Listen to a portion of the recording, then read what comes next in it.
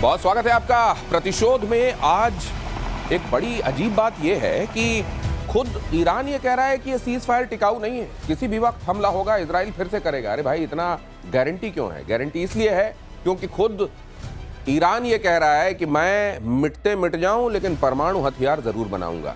क्या अपने वजूद की कीमत पर भी परमाणु हथियार बनाया जाना किसी काम आएगा? प्रतिशोध में एक बड़ा सवाल है। और बड़ा सवाल ये भी कि ये सिंधु जल संधि का रोना, संयुक्त राष्ट्र के पास जाकर रोना, क्या पाकिस्तान के कोई काम आएगा? बहुत महत्वपूर्ण ऑस्पेक्ट्स और उन पर पॉइंटर्स एनालिसिस के लिए मेरे साथ मेजर गौरव आर्य यहां मौजूद हैं। एयर मार्शल पी के श्रीवास्तव मेरे साथ जुड़ गए हैं। पहले जरा यह अहम खबर देखिए। किसी भी कीमत पर एटम बॉम्ब बनाएगा ईरान। ईरान के विदेश मंत्री अब्बास अरागची का बहुत बड़ा बयान, परमाणु कार्यक्रम को छोड़ नहीं सकते। अरागची ने कहा ये राष्ट्रीय गौरव से जुड़ा हुआ मामला है। अरागची ने कहा, मुझे लगता है अब्बास अरागची क्या मोसाद को न्योता दे रहे हैं इस तरह के स्टेटमेंट दे के मेजर गौरव आर्य? देखिए दिनेश भाई, मैं आपको बताता हूं, जो अरागची ने बोला है ना कि ये हमारे राष्ट्र गौरव का मामला है, नेशनल प्राइड, बात नेशनल प्राइड की है ही नहीं, ये सर्वाइवल ऑफ द रेजिम की बात है। जिस दिन ये पता लग गया कि खमैनी की सरकार के पास नहीं है एटम बम, या उन्होंने मामला छोड़ दिया है इसको परस्यू करने का, इजराइल इसको निपटा देगा। आज की तारीख में कोई क्यों डर रहा है इनसे? क्योंकि क्या इनके पास न्यूक्लियर वेपन है? क्या ये अगले हफ्ते बना लेंगे? क्या ये अगले महीने बना लेंगे? इसी पशुपेश में पूरा मामला चल रहा है। कल अगर ये कंफर्म हो जाता है कि साहब ना ये बना रहे, ना ये बनाने वाले, ना इनका कोई ऐसा प्लान, इसको तो चलते फिरते को निपटा देगा। ओ, तो खामेनेई क्या अपने वजूद को बनाए रखने के लिए ये स्टेटमेंट दिलवा रहे हैं? क्या खामेनेई कुर्सी पर तभी हैं, या उनके ये जो पूरा उनका कॉन्ग्लोमेरेट है, ये अब्बास अरागची भी है, तभी तक कुर्सी में है जब तक ये परमाणु हथियार वाला राग अलापा जाएगा, वरना इनका अस्तित्व खत्म? मुझे एक बड़ी सिमिलरिटी सी लग रही है इन शो में, कहना चाहूंगा। इराक में सद्दाम हुसैन क्या कहते थे? वही कि मैं बम बनाऊंगा और मैं यहां जाऊंगा, वर्चस्व स्थापित करूंगा, और इंस्पेक्टर्स को आने नहीं दिया। क्या हाल हुआ? तो क्या आप ये सोच भी सकते हैं कि अब खामनी का हाल भी वही होने वाला जो वेपन ऑफ मास डिस्ट्रक्शन की जो बात हुई नहीं, लेकिन फिर तो अमेरिका को कुछ मिला नहीं, लेकिन उसने कर तो दिया ही वो इराक का। यहाँ भी नहीं मिलेगा। हाँ, यहाँ तो वही मिल जाएगा जो 450। तो ये तो आबाइल मुझे मार वाली बात है ना अपने देश। बिल्कुल आबाइल मुझे मार वाली बात है, लेकिन जो गौरव ने बोला बिल्कुल सही है। अपने आप को रेलेवेंट रखने के लिए, अपने रेजीम को रेलेवेंट रखने के लिए कभी कभी आप इतना अपने ऊपर ही घातक प्रहार करते हैं। अच्छा। वो सुसाइडल होता है, ये सुसाइडल होने वाला है। और वही ज़ेलेंस्की कर रहे हैं वहां यूक्रेन में। बिल्कुल। ये इन लोगों को समझ में नहीं आ रहा है कि जब इन्होंने ऐसा काम किया, वेस्ट जो खास तौर से अमेरिका, और इस बार तो इजराइल भी भिड़ा हुआ है, आप देखिएगा इतनी सिमिलरिटी आएगी कि ये खामेनी भी इराक जो सद्दाम हुसैन के दायरे में नजर आएंगे। तो ये आपको ये एक बड़ी अजीब बात है, लेकिन यही सत्य है, यही विडंबना, ये बड़ी आयरॉनिकल बात है, लेकिन यही सच है कि खतरा इतना बड़ा इसलिए आमंत्रित किया जाता है ताकि उस खतरे के बेसिस पे अपनी कुर्सी बचाए रखा जा सके। और ये एक तरीके से ब्रिंकमैनशिप है, थोड़ा इधर या उधर और लेने के देने जैसा इराक को एक बार भुगतना पड़ चुका है। क्या ईरान उसी राह में है? ईरान के परमाणु प्रण पर ट्रंप ने पलटवार किया है। एटमी कार्यक्रम को आगे बढ़ाया तो अटैक होगा, ट्रंप ने कहा। ईरान को लेकर अमेरिका का रुख साफ है। ट्रंप ने कहा ईरान को एटम बॉम्ब बनाने नहीं देंगे।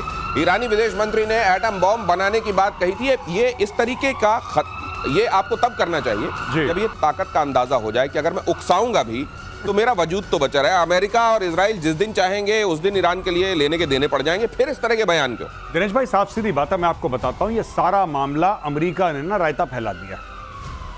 इजराइल क्या चाहता है, और इजराइल आज से नहीं 20-25 साल से क्या चाहता है कि ईरान के ऊपर हमला हो और डायरेक्ट अटैक हो और इनका जितना भी न्यूक्लियर प्रोग्राम है उसको बर्बाद कर दिया जाए। ये चाहता है इजराइल। अमेरिका कहता है चलो बात कर लो, चलो डील कर लेते हैं, चलो एक ट्रीटी साइन कर लेते हैं, चलो टेबल पे। वो टेबल पे बैठना नहीं चाहता है, वो बम बनाना चाहता है। 100 बार मुंह पे बोल चुका है। इन लोगों को तब समझ में नहीं आता, कह रहे बातचीत कर लेते हैं। अब यूरोपियन यूनियन वाले आ गए, जर्मनी का चलो बातचीत कर लेते हैं तुम्हारे साथ। वो कह रहा है हाँ मैं बातचीत करूंगा, ईरान कह रहा है बातचीत करूंगा। क्यों? ईरान इसलिए बातचीत के लिए हाँ कर रहा है क्योंकि ईरान को पता है कि कुछ महीने बातचीत के बहाने निकाल सकता है और ग्लोबल प्रेशर पड़ेगा इजराइल के ऊपर कि यार बातचीत चल रही है, देखो तुमने फिर अटैक कर दिया, तो गलत बात है। That is it. ईरान, देखिए दुनिया को एक बात समझने की जरूरत है दिनेश भाई, ईरान को न्यूक्लियर वेपन चाहिए, पीरियड। इसके आगे ना कोई समझौता ईरान करेगा, ना ईरान कोई और लॉजिक समझने की उसको in fact it needs to understand any logic. It's very very clear we need nuclear weapons. Sir आप बताइए। बिल्कुल सही। ईरान इस रास्ते पे चलता रहेगा। सर वैसे अगर on the face of it देखें, एक सॉवरेन कंट्री ये कह रही है कि मैं परमाणु हथियार बनाऊंगा, तो क्या इन प्रिंसिपल इसमें किसी को कोई ऐतराज होना चाहिए? ऐतराज? आप बताइए सॉवरेनिटी है किधर? एक सॉवरेन कंट्री यूक्रेन कह रहा था कि मैं नाटो में जाऊंगा, आपने देखा क्या हाल हुआ। यहाँ तो वही है जो कहते हैं जिसकी लाठी उसी की भैंस। या फिर इसलिए क्योंकि ये सोवरेनिटी तक नहीं है, आपका हमास भी है, आपका हिजबुल्ला भी है, आपका हुती भी है, और इसलिए ये खतरे में, इसीलिए सब खतरे में है। और जहां तक जब तक हमास, हिजबुल्ला, हुती और ये सब कार्यक्रम चलता रहेगा, ईरान के ऊपर प्रेशर रहेगा। ईरान बम बनाना चाहता है, ये 10 बार कह चुका है। सर मैं ये सोचता हूं, प्लेबुक जो खुल रही है, इतना बड़ा रोग स्टेट पाकिस्तान है, अगर आप पाकिस्तान के साथ ये गवारा कर सकते हैं कि उसके पास एक न्यूक्लियर हो और उसके यहाँ अगर हमला हो जाए तो आपको पसीने आने लगते हैं, तो फिर ईरान के पास भी होने दीजिए ना। उसका कारण है Pakistan is a useful idiot. Pakistan किराए पे चलने वाला देश है। पाकिस्तान को अलाउ इसलिए करा न्यूक्लियर वेपन लेना क्योंकि उस वक्त अमेरिका को अफगानिस्तान में बदमाशी करनी थी, लगातार बदमाशी करनी थी। सोवियत रशिया जो था वो वहां पे सोवियत रूस बैठा था। 79 और 89 के बीच की बात कर रहे हैं। तब बहुत ज्यादा टेक्नोलॉजी अमेरिका, देखिए अमेरिका ने नहीं दिया, मैं ये नहीं कह रहा अमेरिका ने दिया, अमेरिका ने ऐसे कर लिया, आंख बंद कर ली, कान बंद कर लिया, मुंह बंद कर लिया। बाकी कुछ रूस से, कुछ चाइना से, कुछ नॉर्थ कोरिया से, कुछ स्मगलिंग का, कुछ फलाना, कुछ ढिमका, ये सारी की सारी चीजें पाकिस्तान ने करी हैं। और अमेरिका ने बोला ठीक है कोई बात नहीं, तुम देख लो जरा, देख लो, कोई बात नहीं, कोई बात नहीं, क्योंकि अमेरिका को उसकी जरूरत थी। ईरान की जरूरत है? नहीं है, नहीं है। जिस दिन ईरान की जरूरत पड़ेगी यही अमेरिका बोलेगा इजराइल को भाई बम मत बांधना, ईरान हमारा भाई। लेकिन मैं ये कह रहा हूं कि ईरान को ये नैरेटिव कोई देता क्यों नहीं, वो दुनिया में कहे ना कि अगर पाकिस्तान के पास हो सकता है तो मेरे पास क्यों नहीं, ये ईरान को कहना चाहिए ना। नहीं देखिए, आपने खुद मुख्तारी की बात करी, आपने सोवरेनिटी की बात करी। प्रॉब्लम ये है ईरान कह सकता है, और आप कहते हैं कि कोई और देश के पास न्यूक्लियर है तो ईरान के पास है। क्यों प्रॉब्लम है? क्योंकि सिर्फ ईरान है जो कहता है कि जिस दिन न्यूक्लियर आएगा हम इजराइल को बर्बाद कर देंगे, हम अमेरिका पे मारेंगे। कितनी बार ये खमेनी कह चुका है कि हम लोग न्यूक्लियर वेपन वॉशिंगटन में मारेंगे। अब एक बात बताइए, कैसे आप क्यों ना रोकें किसी? सबसे मुद्दे की बात जो गौरव कर रहे हैं वो यही है कि ईरान कह रहा है कि अगर हमारे पास परमाणु अस्त्र आएगा तो हम अमेरिका पर मारेंगे, इजराइल पर। पाकिस्तान ने कभी नहीं कहा ये। ठीक है, अगली खबर देखिए। ईरान के साथ सीज फायर के बीच आईडीएफ चीफ का बड़ा बयान, ईरान के खिलाफ ऑपरेशन खत्म नहीं हुआ है। तो फिर कौन कहता है सीज फायर हुआ है? ये भी आप सोच लीजिए जरा। आईडीएफ चीफ कह रहे हैं कि ऑपरेशन तो खत्म हुआ ही नहीं है, इजरायली सेना लंबी लड़ाई के लिए तैयार है। ये भी मुझको लगता है सर ऑपरेशन सिंदूर जैसा स्थिति है कि ऑपरेशन जारी भी है, ऑपरेशन पॉज भी है। इसको लेकर जो एम्बिग्विटी वाली स्थिति है बिल्कुल वही यहां पर ही चल रहा है। देखिए, जो दंड और भेद के बीच का है ना बैलेंस, दंड और भेद का चल रहा है। यानी कि आईडीएफ जो है, आईडीएफ अपने आप वो हवाई जहाज नहीं उड़ा रहा उनके एयर स्पेस पे, वो बमबारी नहीं कर रहा। लेकिन हर तीसरे दिन हम लोग प्रतिशोध में क्या कवर करते हैं? तेहरान में एक ब्लास्ट हो गया, यहां पे एक बिल्डिंग ढह गई, वहां पे एक हमला हो गया। ये कौन करवा रहा है? ये अपने आप हो रहे हैं हमले। उनके जो ऑयल रिजर्व्स हैं यहाँ पे या उनकी रिफाइनरीज हैं, उनको कौन वहां पे जाके बम मार रहा है? उसके अंदर एक्सप्लोजन कैसे हो रहे हैं? तो मुझे लगता है कि ये कार्रवाई ऑनगोइंग है, आईडीएफ ना कर रहा। अच्छा, तो आप कह रहे हो कि इसकी सिमिलरिटी जरा दूसरी तरफ भी देख लो कि बलूचिस्तान ने वहां पर आर्मी का एक पूरा कॉन्वॉय उड़ा दिया। आप ये कह रहे हैं कि यही सिमिलरिटी अगर ड्रॉ करना चाहते हो, देखो सिंधु समझौते को लेकर वहां यूनाइटेड नेशंस में रोने गया है पाकिस्तान। अगर वही कहना चाहते हो तो जरा ये भी देख लो कि कैसे टीटीपी के लिए रो रहा है, चूड़ियां तोड़ रहा है पाकिस्तान। क्या यही समझाना चाह रहे हैं आप? मोटा मोटा। अच्छा, अगली खबर देखिए। इसी में इजराइल में आयरन डोम की जगह लेगा लेजर वेपन। अब ये क्या है जरा वो भी समझिए, जगह लेगा या उसी में इजाफा होगा ये भी समझिएगा। आईडीएफ ने आयरन बीम और iron beam M light beam नाम दिया इसे। आयरन डोम के मुकाबले आयरन बीम की कीमत लगभग 0 जैसी है। हिजबुल्लाह के ड्रोन हमले के खिलाफ लेजर वेपन का ट्रायल कामयाब। क्या है सर ये? देखो, ये ऐसा है कि इन्होंने एक और लेयर लगाई है। अभी इस उसमें इनको पता चला कि जो हम मिसाइल्स खर्च कर रहे हैं वो महंगी बहुत है। तो अब ये वाला जो है ये बिजली के बल्ब की तरह है। लेजर है 100 किलोवाट्स का। तो जो ड्रोन, छोटी मोटी चीजें आएंगी, ड्रोन एयरक्राफ्ट वगैरह, उनको ये डिसेबल कर देगा और कुछ को मार के गिरा देगा। तो लेजर, अब उसका नाम रखा है उन्होंने आयरन बीम। वो आयरन डोम था जिसको सपोर्ट करती थी इंटरसेप्टर मिसाइल्स। उनका कॉस्ट होती थी 30,000, 40,000, 100,000। बहुत घनत्व वाली लेजर बीम होगी। बहुत घनत्व वाली लेजर बीम है। लेजर बीम से आजकल आई सर्जरी होती है। उसी को अगर आप मिलियन टाइम्स अगर आप बड़ा कर दें, उसकी बीम की वही खास बात ये होती है और वो काटती है लोहे को। तो लोहे ईरान को वाली काटती पथरियां है। टूटा करेंगे यही पथरी, मैं यही कहने वाला था, बिल्कुल ठीक बात। सरलीकरण हो तो ऐसा हो पथरी कि भैया वाली- ईरान की पथरी टूट रही है। पथरी वाली चीज है और पथरी तोड़ेगी। तो सर ये इसमें खर्चा इसीलिए नहीं आएगा, जब चाहे बीम मारो, बंद कर दो, बीम मारो, उसमें कौन सा तुम्हारा कुछ चला बीम गया? ऑटोमेटिक है। हाँ। बीम जाएगी, निकलेगी, एक बस्ट आएगा, आपको खत्म किया, दूसरा बस, तीसरा बस, and you can do it very fast. बहुत फास्ट कर सकते हैं। सर ये क्या है, फाइटर जेट्स और बाकी चीजों के लिए इस्तेमाल नहीं हो सकता? बिल्कुल समझ सकती है, फाइटर जेट्स में जाएगी, अगर किसी तो मिसाइल के खिलाफ क्यों नहीं फाइटर सिस्टम को हट कर देगी तो फाइटर जेट भी तो मिसाइल को क्यों नहीं हिट कर सकती सर ये? मिसाइल को हिट करने वाली बात ये होती है कि ये जा करके इसमें सीकर नहीं, नीचे से गवर्न होती है। अच्छा। मिसाइल में क्या होता है, मिसाइल को पकड़ने के लिए थोड़ा आपको dodge ले नजदीक सकती है। जाके आंखें खोलनी पड़ती हैं, तब जाके देख के मारना पड़ता है। अच्छा। क्योंकि थोड़ा उसका जो दिखता बहुत कम है। तो सर जो भी बिल्कुल सही। चीज बीम को छका सकेगी वो खुद को बचा सकेगी। तो वो तो सर वो तो ड्रोन बीम भी को छका छका सकता नहीं है। पाएंगे आप, हाँ। बीम को छका नहीं पाएंगे। अच्छा। लेकिन जैसे दूरी बढ़ती जाएगी तो बीम की ताकत भी थोड़ी बीम की ताकत, अच्छा, इसीलिए ये मिसाइल वाले मामले में कुछ कमजोर हो सकती है, लेकिन लेजर बीम सर, ये क्या ये क्लोज उसमें काम आएगी। ठीक है, तो क्या ये एडिशन बाकी जगहों की फोर्सेस पर, इंडिया और बाकी जगहों पर भी होने वाला है लेजर बीम का जल्दी? नहीं, बिल्कुल इंडिया में Already तो है। सर है हमारे इंडिया में पास, हो चुका है। हमारे अच्छा। पास है ये टेक्नोलॉजी। हमारे पास काली 5000 है, काली 5000। उसका नाम है काली 5000। अच्छा, हाँ, ओके। और वही लेजर बीम है। अच्छा अच्छा अच्छा अच्छा। इसकी चर्चा प्रतिशोध में शायद तो हमने बहुत कर चुके हैं। एयर डिफेंस सिस्टम वो जो इंटीग्रेट किया जाता है उसमें इसमें काली का भी इस्तेमाल होता काली है? भी इंटीग्रेटेड है। ओहो हो तो अच्छा। इस सारे को आपको इंटीग्रेट करना पड़ता है। ओके। सबसे बड़ी जो कहावत है, सबसे बड़ी जो प्रॉब्लम आपकी है कि आपका जो भी सिस्टम है अगर ICCS में इंटीग्रेट हो गया, हाँ। आकाश तीर में इंटीग्रेट हो गया, अब आपके लिए वो एक साधन सर है। ऑपरेशन सिंदूर में यूज करा था ये लेजर वाला। लेजर वाला ऑपरेशन सिंधु में मेरे पास कोई इसका दृष्टांत हम लोगों ने सुना नहीं सर इसको यूज करते हुए। हाँ। मतलब लेकिन- क्या वो नौबत नहीं आई थी इसलिए? नौबत नहीं आई।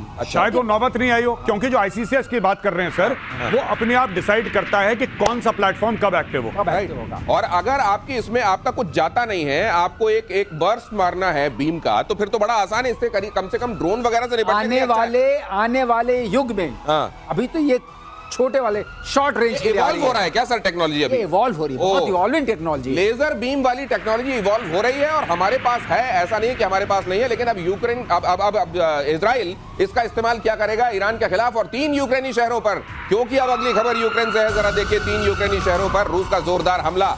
सुमी, ओडेसा, पूर्वी क्रामाटोर्स्क में अटैक। यहाँ हमले में एक की मौत हुई है, कई घर तबाह हुए हैं। तुर्की में होने वाली शांति वार्ता से पहले ये हमला हुआ है।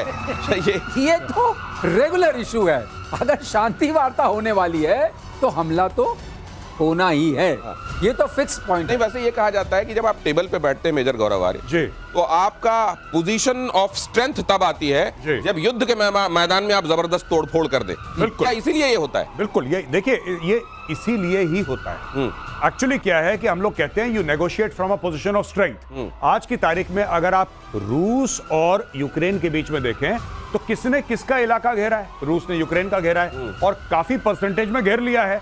तो जब रूस बात करेगा, जब भी इनकी संधि होगी या जब भी इनकी अग्रीमेंट होगी या जब भी इनके पीस टॉक्स होंगे, तो Russia will be at a upper hand. Russia अपने टर्म्स डिक्टेट कर सकता है। और दिनेश एक बात और है, नहीं देखिए, ये घेरा क्या- तो ये- 20% है, ज्योग्राफिकली 20% घेरा है, लेकिन 80% जो उनकी इकोनॉमी है वो 20% चलती है। सारे मिनरल्स, सारे मिनरल्स रेयर अर्थ मेटल वही है, अर्थ मेटल, सारी चीजें उस 20% वही में बात है, और वहीं से सारी गैस की पाइपलाइन गुजर रही है। बाकी एग्रीगेरियन है, राइट। तो इसलिए वो 20% 80% की चोट लेकिन करता सर है। वो एग्रेरियन जो है वो भी तो बड़ा इंपॉर्टेंट है कि इसी को तो उसकी गेहूं की डलिया कहा जाता है ना दुनिया की। गेहूं की डलिया, पूरी डलिया कहा जाता है। वो बास्केट, ग्रेन बास्केट, right. आपने ठीक वर्ड इस्तेमाल किया हाँ, है, हाँ। Grain basket of the world. हाँ। इसी लोग तो डरे हुए थे, इसीलिए तो भुखमरी मची थी अफ्रीका वगैरह में। तो ये जरा देखिए, शांति वार्ता जब भी होने वाली होगी और जो इसको समझ रहा होगा कि आने क्या होने वाला है, जनरली इस मामले में रशिया ज्यादा समझदार है, वो अच्छे से बाजा बजा देता है ताकि अब जब शांति वार्ता की टेबल पर जाएं तो उसकी सुनी जाए। और रूस ने हाँ। येलाबुगा ड्रोन फैक्ट्री की तस्वीर जारी की। अब ये क्या है जरा देखिए, और ये तस्वीरें भी देखिए।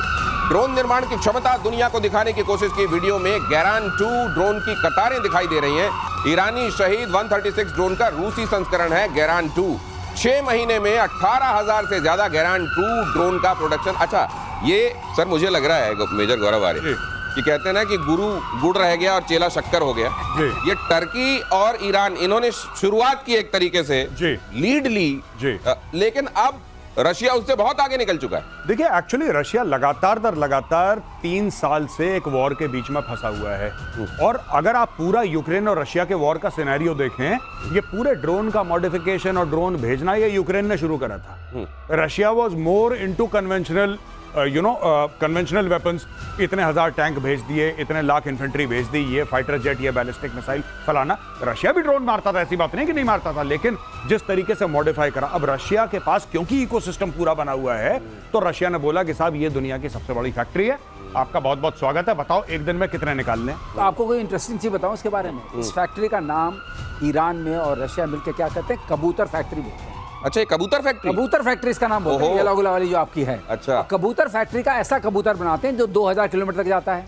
ये कबूतर अपने साथ लेके जाता है बारूद, 2000 किलोमीटर दूर मार के आ जाता है। 185 किलोमीटर की रफ्तार से जाता है और 90 किलो बारूद लेके जाता है। बड़ा बढ़िया कबूतर है। कबूतर, और जहां डालना है वहां डाल देता है। कबूतर हमेशा शांति के साथ जोड़ा जाता है, लेकिन और ये वो दिन गुजर गए जब खलील खां फाख्ते उड़ाते थे। अब यहाँ फाख्ते अब रशिया के उड़ने लगे हैं, खलील खां वाले बंद हो गए। अगला देखिए, बलूचिस्तान में एक और घातक हमला, आईईडी ब्लास्ट में 6 पाकिस्तानी सैनिकों की मौत। बीएलएफ ने पाकिस्तानी सेना की गाड़ी को उड़ाया, मुख्य सैन्य शिविर से बोर्ड होटल जा रहे थे। ये तो हर दिन की खबर बन गई है सर जी। थोड़ा तस्वीरें बदलती हैं, काफी एक्टिव हो गया है। रोज कन्वॉय उड़ाया जा रहा है वहाँ जी। अच्छा, ये मैंने देखा है, आई एम वेरी सरप्राइज्ड, ना इनके पास कोई रोड ओपनिंग होती है वहां पे। जैसे जब भी कॉन्वॉय मूव करता है ऐसे इलाके में, देखिए ना सर, मूव कर रही है और कोई रोड ओपनिंग पार्टी नहीं है सामने। कोई रोड ओपनिंग पार्टी नहीं है, इनका कॉन्वॉय भी नहीं है, 2-3 गाड़ियों का कोई कॉन्वॉय। सिंगल जा रहा है सर जी, यहाँ सिंगल जा रहा है। हाँ देखिए, सिंगल गाड़ी जा रही है, ये सिंगल गाड़ी गई, सिंगल गाड़ी को इन लोगों ने ठोक दिया, बम से उड़ा दिया, कहानी खत्म। और ये जाते क्यों है मुझे एक बात समझ में नहीं आती। ये लोग ना कोई इनका प्रेपरेशन है साहब, ना इनका कोई ऐसा थॉट प्रोसेस है। प्रॉपर आरओपी लगती है सड़क के दोनों तरफ, प्रॉपर रोड ओपनिंग लगती है कि यहाँ पे कोई बम तो नहीं है, मेटल डिटेक्टर से चेक करा जाता है, उसके बीच में फिर गाड़ियां जाती हैं। यहाँ पे तो खुला खेल फरुखाबादी, उसने एक्सीलरेटर दबा। अच्छा, ये नहीं समझ में आ रहा कि परसों एक मेजर को मारा था, याद है आपको? आपने आप ये कह रहे हैं कि पाकिस्तानी आर्मी अपने सैनिकों को मरवा रही है वहां भेज भेज के? मुझे ऐसा लग रहा है कि या तो इनके पास रिसोर्सेज नहीं है, क्योंकि अगर कोई बार बार ऐसे हो रहा है तो इसका मतलब कोई ना कोई चाहता है पाकिस्तानी फौज में। गौरव, तुम कह चुके हो ना, पोस्टिंग कोई ले ही नहीं रहा वहां। हाँ, तो ये मरवा रहे हैं, आप बिल्कुल ठीक कह रहे हैं। क्योंकि बार बार अगर ऐसा हो रहा है साहब, बार बार अगर हो रहा है, एक बार हो गया, 2 बार हो गया, 3 बार हो गया, अरे यार come on, have a heart. आप रोज रोज अपने बंदे आपके रोज आईडी से उड़ा के दिनेश, ये समझ में नहीं आ रहा है, कर रहे हैं वहां पे। दिनेश, ये समझ में नहीं आ रहा है, इनके पास कोई हथियार तो है नहीं, आईडी से उड़ा दे रहे हैं। मतलब ये कैसी आर्मी है जो आईडी के को भी साहब अपने से नहीं बचा सकती? लेकिन ये आईडी के बाद ऐसी कौन सी हथियार है? कोई ऐसे हथियार तो है नहीं, और खुली जगह है। तो आप भी यही कह रहे हैं कि मरवाने के लिए भेज रहे हैं उनको? पता नहीं, समझ में नहीं आ रहा है, सिस्टम ही समझ में नहीं आ रहा है, कौन सा सिस्टम है। आपको पता है, एक नंगा तार है, आप हाथ लगाओगे करंट लगेगा। तो आपसे किसी ने बोला कि साहब दस्ताने पहन लीजिए, कोई लकड़ी से इस्तेमाल कर लीजिए, कुछ नहीं, आप उसी नंगे तार पे उंगली लगाए जा रहे हैं, लगाए जा रहे हैं, लगाए जा रहे हैं। फिर आप कह रहे हैं यार करंट क्यों लग रहा है मुझे, यार मुझे समझ में नहीं आ रहा। अरे वो तार नंगा है इसलिए करंट लग रहा है। ये आर्मी में वो कौन लोग होंगे जिनको मुनीर यहाँ भेज रहे हैं? अब मुझे नहीं पता, या तो कोई लोग ऐसे हैं जो पैसा नहीं दे पा रहे अपनी पोस्टिंग अपनी पोस्टिंग का पैसा नहीं दे पा रहे, वसूली जो हो रही है, वसूली जो हो रही है। Pakistan army is very famous, या किसी का वहां की एमएस ब्रांच में कोई कांटेक्ट नहीं है, या कोई ऐसा उसका कोई रिश्तेदार वहां पे नहीं बैठा जो उसके सर पे आशीर्वाद रख के, हाथ रख के। क्योंकि मुझे ये बात बिल्कुल भी समझ में नहीं आ रही दिनेश भाई कि ये ऐसा हो कैसे सकता है कि रोज के रोज आप ये देखो उड़ा दिया। अच्छा, ये वो पाकिस्तानी मेजर को परसों नरसों मारा था, वो भी बिल्कुल बाजार के बीचों बीच, बस से उसकी ऐसी काली गाड़ी आई, उसको भी उड़ा दिया। ये क्या सीखते हैं? ये आपस में शेयर नहीं करते? इनका कोई पाकिस्तानी आर्मी का व्हाट्सएप ग्रुप नहीं है कि भाई फलाना मारा गया था, तुम बच के रहना? ये हूर के लिए तो नहीं हो रहा है सर ये सर?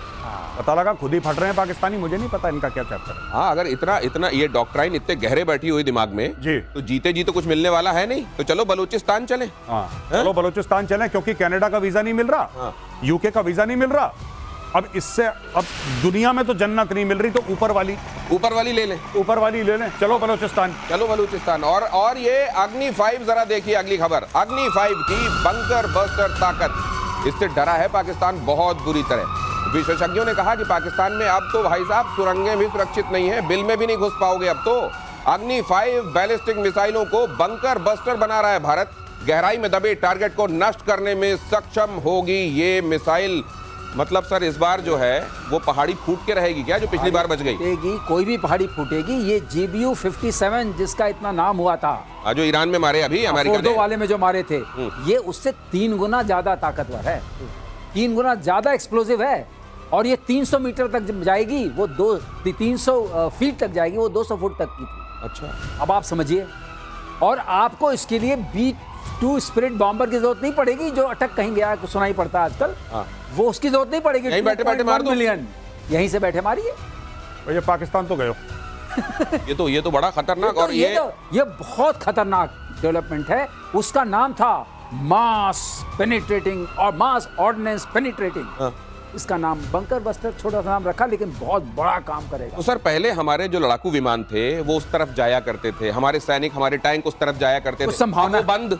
अब यहीं बैठे बैठे हमारे जेट, फाइटर जेट अपना काम कर देते। अच्छा, अब वो भी बंद। अब यहाँ से बैठे बैठे हम अपनी मिसाइलें भेज दिया करेंगे, और वो भी उनके पाताल तक जाके मारा करेंगे। सर, तो ये तो कुछ जाती है, आप कहेंगे। हाँ, मैं ये कह रहा हूँ, कुछ जाती ये तो बड़ा नॉन लेवल प्लेइंग फील्ड हो गई। अगली खबर भी देखिए जरा, ये इस तरीके से ये जो सब चल रहा है, पाकिस्तान की हालत कितनी खराब है। देखिए, नो टाइम जारी करके वहां पर अपने आप को बचाने की कोशिश में पाकिस्तान लगा है। पाकिस्तान की सत्ता हथियाने की तरफ बढ़ रहा है आसिम मुनीर। आर्मी चीफ ने खुद को फ्रंट लाइन पर खड़ा कर दिया है। बिना प्रधानमंत्री के फिर से विदेशी दौरे पर जा रहा है मुनीर। 2 देशों के राष्ट्राध्यक्षों से मुलाकात करेगा मुनीर। ये तो मुनीर सर, जहां पे कोई मुलाकात हो रही है किसी राष्ट्राध्यक्ष से, मुनीर जाके मिल रहा है। ट्रंप बुला रहा है, मुनीर जा रहा है। अब तो कम से कम इनको ये कहना बंद कर देना चाहिए कि हम डेमोक्रेटिक कंट्री हैं। नहीं, कम से कम भारत में कुछ लोग हो सकते हैं जिनको गलतफहमी हो कि पाकिस्तान डेमोक्रेसी है। कम से कम पाकिस्तानियों को, और मैं बड़ी जिम्मेदारी से कह रहा हूं, पाकिस्तानियों को कोई गलतफहमी नहीं है कि वो डेमोक्रेसी है। पहली चीज, दे नो फॉर श्योर। कौन सी क्रेसी है सर? वो मुझे लगता है कि कोई ऑटोक्रेसी और मिलिट्रोक्रेसी के बीच का कोई हाइब्रिड है। एक क्रेसी कहलाती है मिली जुली डेमोक्रेसी। अच्छा, जैसे मुशर्रफ के टाइम में थी। मुशर्रफ का प्लेबुक क्या था? प्रेसिडेंट बन गया, चीफ भी रहा, सारी सत्ता उसके हाथ में, लेकिन इलेक्शन करा के प्राइम मिनिस्टर बनाया। अच्छा, तो ये जो एम्बिग्विटी है सर, ये और कितनी आगे जाएगी? नहीं, एम्बिग्विटी नहीं। मैं आपको एक बात दिनेश भाई बताता हूं, बड़ी इंटरेस्टिंग, कि ये हो क्यों रहा है। ये जानना जरूरी है दर्शकों के लिए। ये इसलिए हो रहा है क्योंकि आसिम मुनीर, देखिए, 1 सिंगल विंडो क्लियरेंस कहते हैं। सिंगल विंडो क्लियरेंस, अगर आपको पाकिस्तान में काम करवाना है, आसिम मुनीर से बात करो, कहानी खत्म। कोई पार्लियामेंट नहीं, कोई कमेटी नहीं, कोई फाइल नहीं, कोई दस्तखत नहीं, कोई ब्यूरोक्रेसी नहीं, कोई रेड टेप नहीं, कुछ नहीं। काम करवाना है, चेक पकड़ाओ, पैसे दो, सूटकेस दो, मुनीर साइन करेगा, कहानी खत्म। बल्ले बल्ले। बड़ा ईज ऑफ डूइंग बिजनेस होना चाहिए। सिंगल विंडो, यही तो कह रहा हूं, सिंगल विंडो। जैसे इंडिया में कहते हैं ना, माइक्रोसॉफ्ट आएगा, माइक्रोसॉफ्ट बढ़ता हुआ, सिंगल विंडो, डन। माइक्रोसॉफ्ट अपना, पाकिस्तान ही कहता पाकिस्तान को बेचना है। कौन सा इलाका बेचना है? इन्होंने अमेरिकन को बलूचिस्तान बेच दिया। बात चल रही है इनकी। और जिस प्लॉट का सौदा पहले चीन से कर चुके थे। वही तो हम कई बार कहते हैं इस प्रोग्राम में कि भैया, एक घर को 2-2 लोगों को बेच दिया, और उस घर को बेचा जो तुम्हारा है ही नहीं। और ये भी मुमकिन है कि एक बयाना और किसी से पकड़ रखा हो। हाँ, हो सकता है कि तुर्की को बोला हो कि तुम भी घुस जाओ बीच में। हाँ, तो तुम ड्रोन ऑन दे दो, हम तुमको रेयर अर्थ मेटल दे देंगे। बोले भाई साहब, पहले तो अमेरिका को दे चुके। नहीं, वो तो चाइना से बात हुई थी, लेकिन अभी दोनों को नहीं दे रहे हैं, तुमको दे देंगे। बिल्कुल। अगली खबर देखिए जरा, इसी नोट पर, एर्दोगन के 2 स्टेट थ्योरी वाले मामले से नेटो में बवाल है। एर्दोगन ने साइप्रस को 2 देशों में बांटने की बात कही है। साइप्रस पर तुर्की के अटैक की 51वीं वर्षगांठ पर बयान। ग्रीस साइप्रस का 2 स्टेट सॉल्यूशन का विरोध। तुर्की और ग्रीस दोनों ही नेटो के मेंबर हैं। साइप्रस को लेकर ग्रीस और तुर्की में हो सकती है जंग। क्या ये आसार भी बन रहे हैं मेजर गौरव? नहीं, ये फ्रंट भी खुलेगा? देखिए, हो सकता है ये फ्रंट खुले। आपको पता है कि मोदी जी गए थे? हाँ जी। ये देखिए साहब, ये है साइप्रस। ठीक है साहब, यहाँ पे। हाँ। अब ये देखिए तुर्की। अच्छा, इसको जरा इस जगह क्लोज कीजिए प्लीज, इतने हिस्से पे। जी सब थोड़ा सा। हाँ। अब ये जैसे साइप्रस है जी, ये ऊपर तुर्की है, ये तो बहुत पास है। अगर आप इसको देख रहे हैं ना जी, अगर आप देख रहे हैं कि इट्स वेरी क्लोज, राइट, ये बिल्कुल है। ग्रीस फिर दूर है, लेकिन ये हाँ बिल्कुल, ग्रीस तो दूर है वहां पे। तो यहाँ पे ये ऑक्यूपाइड टेरिटरीज है इसकी, जहाँ पे मोदी जी गए थे। और आपने देखा था मोदी जी के बैकग्राउंड में क्या था? आपने देखा था टर्किश ऑक्यूपाइड एरिया, ऊंचाई वाली जगह पे मोदी जी खड़े थे। हाँ, वही साहब, वही टर्किश। तो इंडिया ने भी अपना, जिसको कहते हैं ना, इंडिया ने अपना पत्ता भी फेंक दिया बीच में। अच्छा, अब ग्रीस को हथियार, साइप्रस को हथियार। इसमें एक और बात है। बीच में जो गौरव बताए थे, बीच में बफर जोन भी है यूएन का। यूएन फोर्सेस हैं बीच में, दोनों के बीच में। और सारा झगड़ा जो है इसके आसपास की जो टेरिटरी है सी वाली, जिसमें कि बहुत ऑयल। सर, यूनाइटेड नेशन जब आप कहते हैं ना सर, तो यूनाइटेड नेशन सिक्योरिटी काउंसिल जब पाकिस्तान को कह सकती है तुम आतंकवाद संभालो, बिल्ली से कह सकती है तुम दूध के भगौने की रक्षा करो, जब चोर से कह सकती है जाओ तुम थाना बचाओ, तो फिर यूनाइटेड नेशन पे मुझको बहुत एतबार नहीं होता। लेकिन यह खास बात यह कि ग्रीस ग्रीस को यहाँ के तेल भंडारों का इसके थ्रू एक्सेस मिलती है। अच्छा अच्छा तो ग्रीस का ये इंटरेस्ट परमानेंट है। तो ग्रीस का इंटरेस्ट यहाँ पर तेल भंडार को लेकर है, तुर्की भी यही चाहता है, तुर्की भी यही साइप्रस के चाहता है। जरिए यहीं हाँ। पे तेल, और यहाँ पे भी है तेल का खेल। लेकिन अब इस तेल के खेल में तेल का खेल हर जगह करता है, मेल जोल। लेकिन यहाँ पर सर पाकिस्तान का एक तरीके से प्रभाव देखा तुर्की की वजह से देखा जाता है इस तरफ। भारत ने भी स्पष्ट कर दिया है कि अब भारत अगर वहां पे पाकिस्तान रोल प्ले कर रहा है तो भारत भी हम इस कैंप में रहेंगे। ग्रीस को स्ट्रेंथन इसीलिए किया जा रहा है, और ग्रीस के साथ हमारी शायद डिफेंस कुछ अंडरस्टैंडिंग्स भी बन रही है। जी, हम लोग हथियार भी दे रहे हैं, बहुत सारे हथियार हमने ग्रीस को दिए, हम ग्रीस को और पिच कर रहे हैं, आप और हथियार लीजिए। And same with Cyprus also. Okay, तो आइए अब इस खबर की तरफ बढ़े। एक पड़ोसी की बात हमने कर ली, जरा उधर क्या चल रहा है वो भी देखिए आप। तुर्की के इन्फ्लुएंस में वो भी आ रहा है, शायद उम्मत वाली बात है। बांग्लादेश बढ़ा रहा है हथियारों का जखीरा। एयरफोर्स और नेवी चीफ के साथ पहुंचे, नेवी चीफ साथ साथ पहुंचे तुर्की। चीन को छोड़कर तुर्की के हथियार पर अब जोर दिया जा रहा है। तो टैंक, रॉकेट खरीदे जाने पर चर्चा होगी।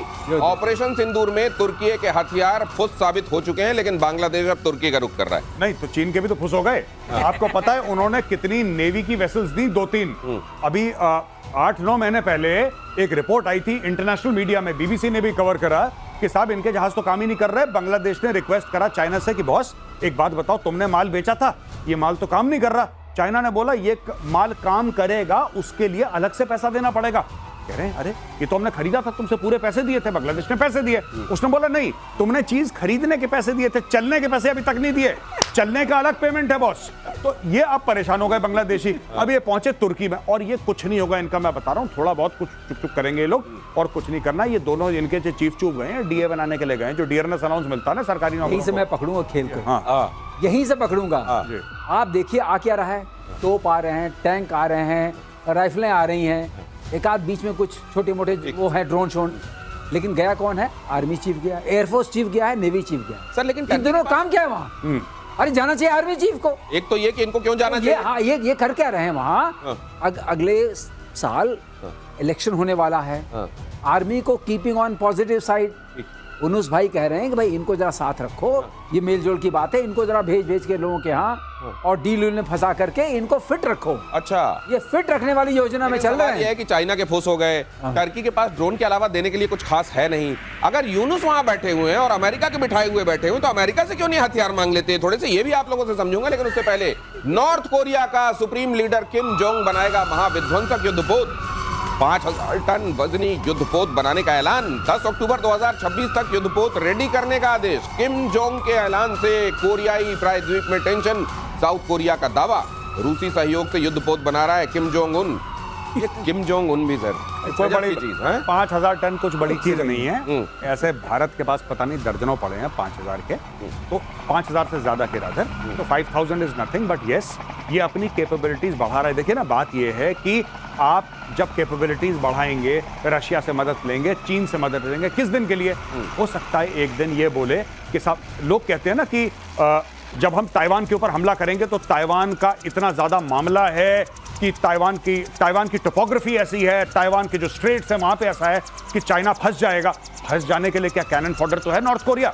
नॉर्थ कोरिया के 10,000 12,000 बंदे गए थे रशिया फाइट करने के लिए, गए थे ना, आपको पता ही है, हम लोगों ने कवर करा था। सिमिलरली अगर चाइना क्यों इतने हथियार दे रहा है इसको? इसलिए हथियार दे रहा है, रूस के थ्रू भी दिलवा रहा है, खुद भी दे रहा है कि कल अगर ताइवान की लड़ाई होती है तो सबसे पहले किम जोंग को बोलेगा कि तू भेज 50-60 हजार बंदे अपने, पहले फर्स्ट वेव में you take the casualties, Chinese army पीछे जाएगी। ये भी हो सकता है, ये भी सही बात संभव है। और अगली खबर पर आपसे कमेंट के लिए आ रहा हूं सर। रक्षा मंत्रालय ने 20,000 करोड़ के प्रोजेक्ट को मंजूरी दी है। डीआरडीओ के नेत्र MK2 अवैक्स प्रोजेक्ट को मंजूरी। 6 एयरबस A321 विमानों को आईसा रेडार से लैस किया जाएगा। मकसद है भारतीय वायुसेना की हवाई निगरानी क्षमता को बढ़ाना। सर मैं ये देख रहा हूं इस मामले में भारत बड़ी तेजी से अपने आप को आगे ले जा रहा है। एक्चुअली बहुत तेजी से आगे चल रहा है। ये मार्क 2 जो है ना, जो एयरबस 321 के प्लेटफॉर्म पर बनेगा, इसमें सबसे खास बात क्या है? इसमें जो इंडिजिनस सॉफ्टवेयर है डिटेक्शन के लिए ट्रैकिंग के लिए और टैक्टिकल सिचुएशन बनाने के लिए, एयर सिचुएशन जो बनती है, और ये करीब करीब 12 से 13 किलोमीटर दूरी ऊंचाई पर रहेगा। तो जो ड्रोन्स की पिक्चर बनेगी, जो क्रूज मिसाइल्स, मैंने आपको पहले शो में बताया था, क्रूज मिसाइल्स पैरेलल चलती है, वो बड़ी खतरनाक होती है, और ऊपर से देखेंगे तो आप उनको ज्यादा बड़ा देख सकेंगे। उनकी पिक्चर बनाएगी और आकाश तीर और ICCS को देगी। उसकी वजह से अब आप वेपन से उनको इंगेज कर सकते हैं। तो ये अपने आप में बहुत बड़ी क्षमता है, क्योंकि इंडिजिनस एवियोनिक्स है, इंडिजिनस सॉफ्टवेयर है, इंडिजिनस कनेक्टिविटी है। भारत में बनाया हुआ, ये भारत की बनी हुई आंखें जो बताएंगी कि कहां खतरा है, और बड़ी दूर से देख सकेंगी, जैसे कोई चील देख सकती है। अपाचे हेलीकॉप्टर का पहला बैच भारत पहुंच गया है। बोइंग ने भारत को 3 अपाचे हेलीकॉप्टर सौंपे हैं। फरवरी 2020 में अमेरिकी कंपनी बोइंग से डील हुई थी। $60 करोड़ के सौदे में 6 AH-64E अपाचे खरीद को मंजूरी दी गई है। अपाचे पहले से ही भारत में है, लेकिन उसके बाद जो दूसरे फेज में जो डील हुई थी, उसमें से 3 अपाचे हिंदुस्तान पहुंच गए हैं। सर, इससे क्या फर्क पड़ेगा? इससे फर्क ये पड़ता है, इसको टैंक बस्टर बोलते हैं। एक्चुअली ये टैंक किलर पहले वाले अपाचे से क्या ये कुछ ज्यादा उन्नत है सर? नहीं, उन्नत नहीं है, एडिशनल है, बट जो रोल के हिसाब से फर्क पड़ता है कि एयरफोर्स के रोल में है कि आर्मी के रोल में। तो इसमें जो हेलफायर मिसाइल्स हैं, इसमें स्टिंगर मिसाइल्स हैं, इसमें रॉकेट्स हैं, इसमें गन्स हैं, 30 mm गन्स हैं। तो ये बहुत सक्षम, इसमें कहते हैं सर एक माउंट राडार है, बड़े ऊपर एक रेडार है जो खुद इस अपाचे को खतरे में लाए बगैर दूर से, जैसे वो पेरिस्कोप देखता है ना, वो पेरिस्कोप की तरह देख लेता है खतरा कहां है, खुद को एक्सपोज किए बगैर। तो एक रेडार की क्षमता है। मैं समझ गया, जो आप बता रहे हो नेवल वर्जन में है। अच्छा, वो नेवल वर्जन में है। इस वर्जन में जो हमारे अभी ले रहे हैं आर्मी और एयरफोर्स के लिए, इसमें हमारे पास जिस एरिया में जाएंगे, नेवल वर्जन में जरूरत इसलिए पड़ती है कि सी में इतना कवरेज नहीं होता, फिर ब्लू वाटर नेवी। 1 मिनट में 2 ब्रेकिंग बता रहे हैं प्रोड्यूसर महोदय। देखिए जरा, 19 सितंबर को रिटायर होगा MiG-21 फाइटर। भारतीय वायुसेना में 62 साल तक सर्विस देने के बाद विदाई। भारत ने 900 MiG-21 फाइटर जेट खरीदे थे। 660 MiG-21 हिंदुस्तान एरोनॉटिक्स लिमिटेड ने देश में ही बनाए। इस वक्त भारतीय वायुसेना के बेड़े में 36 MiG-21 फाइटर जेट। इनको कुछ इंप्रूव नहीं किया जा सकता था क्या मेजर गौरव? अब ये बहुत पुराना मामला हो चुका है। ये 50-60 साल पुरानी टेक्नोलॉजी है, बहुत पुरानी टेक्नोलॉजी। अरे तो MiG बाइसन से ही तो हमारे अभिनंदन ने मारा था उनके F विमान को। हाँ, बिल्कुल, डेफिनेटली आप बिल्कुल ठीक कह रहे हैं। लेकिन अब मुझे लगता है कि इसको पता है, विडो मेकर कहते हैं। फ्लाइंग कॉफिन भी कहते हैं, विडो मेकर भी कहते हैं। और सर बेहतर जानते हैं, एक मैं बात कहना चाहता हूं कि आज तक जो हमारे पायलट्स की जानें गई हैं ऑपरेशंस में, और सर बताएंगे बेहतर कि ऑपरेशंस में ज्यादा गई हैं कि सिर्फ ट्रेनिंग में ज्यादा गई? ओहो, तो फिर सर अगली ब्रेकिंग लेने के बाद आपके पास आ रहा हूं। 3 दिनों तक हवाई सैन्य अभ्यास करेगा भारत। 23 से 25 जुलाई के बीच बॉर्डर इलाके में वॉर एक्सरसाइज होगी। जैसलमेर, बाड़मेर, कच्छ में होगा युद्धाभ्यास। अलर्ट पर पाकिस्तान की एयरफोर्स। यहां तो युद्धाभ्यास होगा, उस तरफ क्या हो रहा होगा सर? जब होगा जो खर्चा वॉर रेडीनेस के लिए कहा ना, कोष से ही चलता है देश की सेना का मनोबल और देश की सेना की शक्ति। उसको घटाते रहो, जो भी लोन से लाओ हम लोग यहाँ कर देंगे एक्साइज, आप खड़े रहो। लेकिन दूसरी बात, MiG-21 की बात करते हैं, जब ये आया था, अच्छा बहुत तेज, जब आया था तो ये सुपरसोनिक बहुत बड़ा अपने आप रफ्तार में तेज था, ध्वनि की दुगनी रफ्तार चलता 1963 में। लेकिन हर किसी का शेल्फ लाइफ होता है। अब MiG-21 एवरीवन रिटायर्स, जैसे हम लोग रिटायर किया जा रहा है। और बहुत धन्यवाद आप सभी का आज प्रतिशोध में मेरे साथ जुड़ने के लिए। सर आप दोनों ने वक्त निकाला, आपका बहुत धन्यवाद। कल